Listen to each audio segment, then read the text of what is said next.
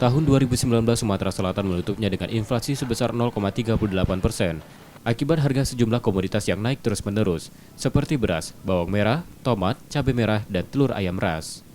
Inflasi Sumsel triwulan pertama 2019 masih berada pada level rendah sebesar 1,66%, berada dalam kisaran target inflasi tahun 2019 sebesar 3,51%. Lebih rendah, jauh lebih rendah dibandingkan dengan target. Ya, target Pemprov kan 2,5 sampai dengan 4,5. Kita ada di angka 2,06, jauh di bawah target. Untuk Lubuk Linggo maupun untuk ini komoditas yang berpengaruh terhadap inflasi secara tahunan tadi sejak kita sampaikan juga, antara lain adalah bawang merah tadi ya, bawang merah, kemudian cabai seperti itu dari tahun ke tahun muncul, sehingga perlu menjadi di satu sisi kita sudah berhasil menstabilkan harga ya dengan 2,06 tadi, tapi masih menjadi PR kita adalah tadi cabai merah, kemudian bawang putih.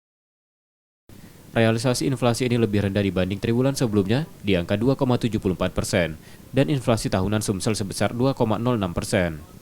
Reski Oktora, Muklas Diferensial, Kompas TV, Palembang.